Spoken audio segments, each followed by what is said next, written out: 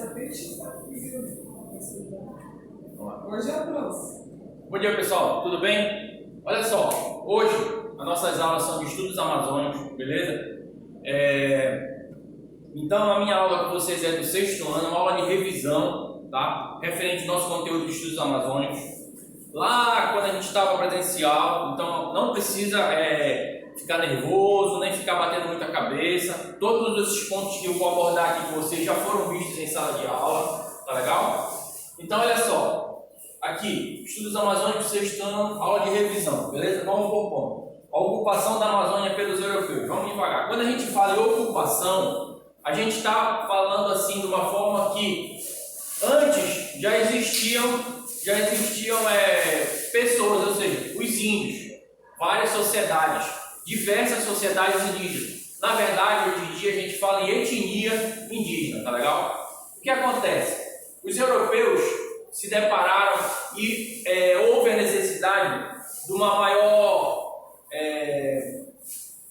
posse da região norte do Brasil, que é a região da Amazônia, tá? Todos nós temos que saber, todos nós temos que se lembrar que sempre, a partir do século XV, início do século XV, houve o que? A divisão no Tratado de Tordesilhas, certo? Foi aquela divisão, de um lado era a Espanha, do outro lado era Portugal. Professor, esse tratado foi respeitado pelas ambas as nações?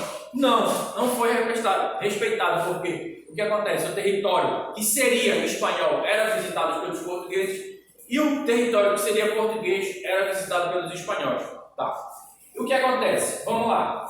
Esses índios que habitavam aqui foram considerados, chamados também pelos historiadores, paleo-índio, ou seja, índios antigos. Isso já foi visto lá na sala de aula, quando a gente estava presencial, é só para a gente se pontuar aqui, beleza?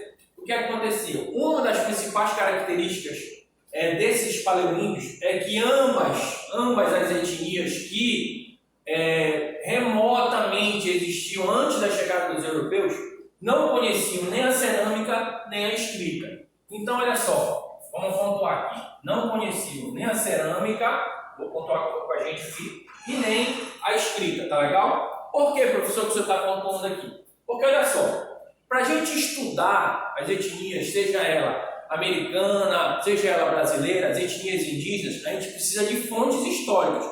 Vamos se lembrar o que eram fontes históricas?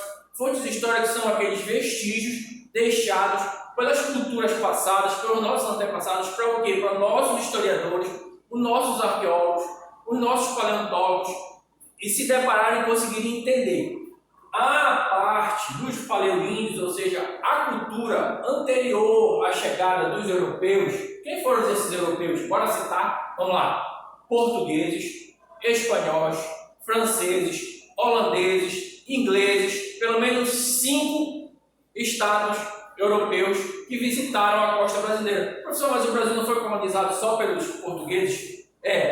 Foi colonizado. O Brasil se tornou colônia portuguesa, mas a nossa costa brasileira aqui foi visitada por diversas nações. Te lembra que um dos primeiros produtos que foram levados daqui foi o que? O pau-brasil, beleza? Tá, desculpa. E o pau-brasil sempre houve necessidade.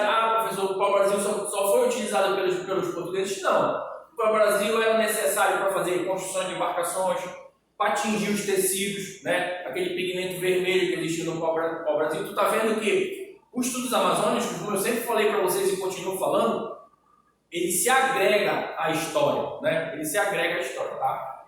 Então, não conheciam nem a cerâmica e nem a escrita. Aí fica um pouco difícil os historiadores entenderem esses paleo-índios, tá? Beleza. Esses paleo-índios habitavam habitações rudimentares. Habitações o quê? Moradias rudimentares.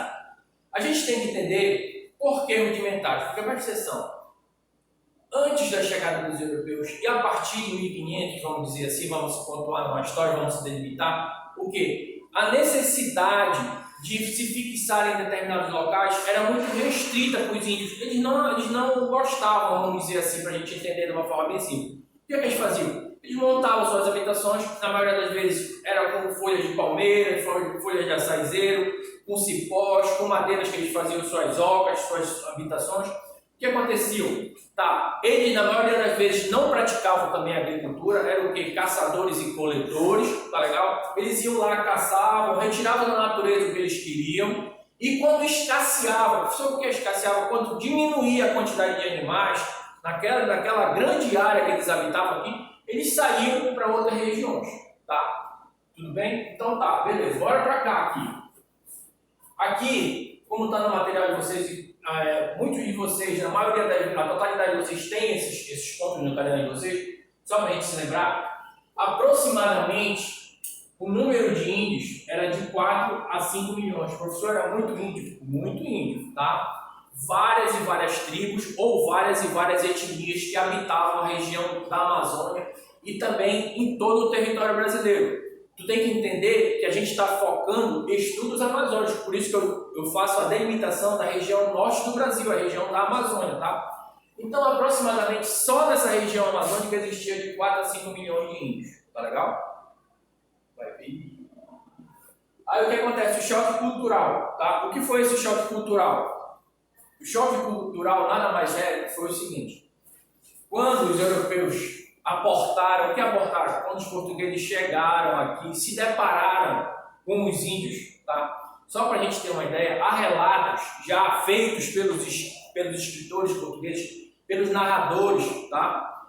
Que os índios visualizavam e entenderam que os portugueses eram deuses que haviam descido, até porque, presta atenção, os índios nunca tinham se deparado com outra forma de cor de pele, cor de cabelo, cor dos olhos, tá? Vestimenta, nunca tinham visto nada parecido. Os portugueses desceram das embarcações de uma forma assim, bastante com cuidado, tá? Porque eles estavam esperando uma agressão no início por parte das primeiras etnias que se deram. E há relatos que os primeiros que se depararam com os portugueses foi uma tribo, uma etnia chamada Tupinambá, tá legal? Então houve um choque cultural. O que foi esse choque cultural? Vamos se lembrar. O choque cultural é assim, ó, os portugueses estavam todos vestidos, vamos dar um exemplo, tá? Os índios despidos. Os portugueses todos armados com armas de fogo, tá? Com lanças, com espadas, e o índio arco e flecha, tacapes, tá? Boiunas, armamento indígena e armamento europeu. Tu tá vendo que há uma diferença muito grande. Por isso é chamado pelos historiadores, pelos pesquisadores, de choque cultural. E esse choque cultural foram vários, foram diversos, tá? Eu vou pontuar, por exemplo, a religião, a indígena, a europeia, monoteísta, e a indígena politeísta. Professor, dá um feedback rapidinho para mim. Mono, poli, vários, tá legal? Então, monoteísta era a religião adotada por grande parte, ou quase a totalidade da Europa nesse período, e poli eram vários deuses indígenas, Tupã, entre outros, deus da natureza, o vento, o sol, tá? A parte da natureza toda era o quê? Era cultuada como um deus para os indígenas. Então aqui um dos primeiros pontos que a gente tem que entender foi esse choque cultural, tá?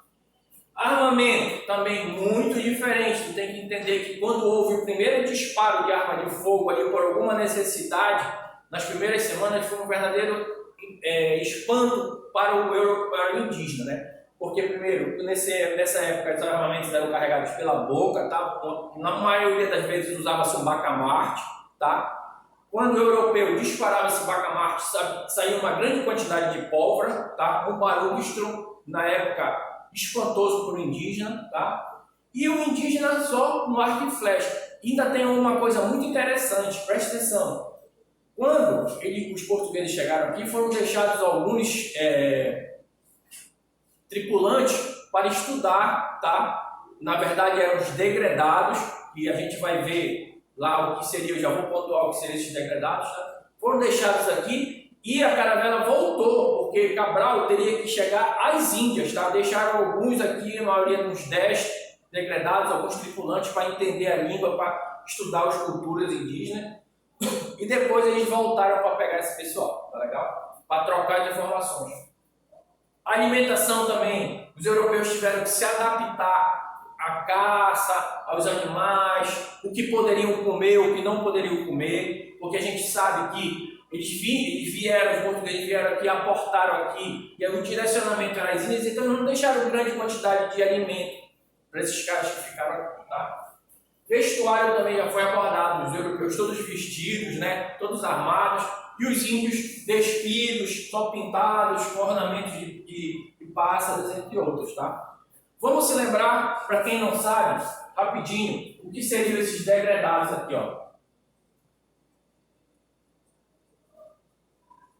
Degredados. O que seriam esses degredados aqui, Rogério? Degredados seria o seguinte: pessoas que eram acusadas de crimes em Portugal, na Espanha, tinham duas opções: ou eles eram enforcados no seu país, ou viriam ser tripulantes dessas grandes embarcações que chegavam para cá, tá? E esses degredados, na maioria das vezes, eram criminosos, eram pessoas que não aceitavam a religião de uma forma que era imposta, vamos dizer assim, pelos países europeus, e eram condenados a ser executados ou teriam que embarcar e se aventurar nesse grande aventura marítima aí nesse período, tá? Então, galera, a gente abordou aqui, ó. Eu não vou me estender muito com vocês, tá legal? É só vocês acompanharem as nossas aulas. Esses dias agora está sendo enviado um material para a gente trabalhar com vocês aí, uma aula de revisão até a nossa avaliação, tá? Acho que amanhã ou depois já deve estar sendo enviado pela direção da escola, tá legal? Então aqui que a gente viu paleoíndios ou índios antigos, dentro do capítulo Bicho dos Amazônios, que a gente está vendo aqui, ocupação da Amazônia pelos europeus, que os paleoíndios ou índios antigos não conheciam nem a cerâmica nem a escrita, tá? Viviam em habitações rudimentares, tá legal? Ou seja, locais bem simples, tá? Choque cultural, que foi aquela diferença de costumes, religião, alimentação, vestuário, entre outras coisas, tá? Religião, como eu falei, monoteísta, outra politeísta. O armamento também diferenciado bastante, tá legal? De ambas as culturas, tanto europeia como indígena, tá? Alimentação também. E vestuário, que foi abordado, que é a parte das roupas, tá? A nossa cultura, as nossas práticas culturais, por exemplo, como dormir em rede, o banho diário, todo dia a gente tem que tomar 2 vezes ou 3 vezes o banho, tá? Às vezes as pessoas não mais. A nossa alimentação, a nossa farinha é herança cultural indígena, tá? O nosso dormir em rede, o nosso, às vezes, andar com o pé descalço também é uma prática cultural que traz a herança indígena, tá? A prática de você, na região ribeirinha aí, subir em árvores, dormir de uma forma mais simples, tomar água num lugar como se fosse um garapé mais limpo, são práticas culturais indígenas, assim como o quê? A nossa língua, né, que é a herança portuguesa, a herança lá de Portugal, que foi nosso país, os nossos colonizadores, tudo bem? Então é isso, galera. Só para a gente fazer um feedback, essa é uma aula de revisão aqui de vocês, do 6º ano, tá? Um forte abraço aí para vocês aí, até a próxima aula. Beleza.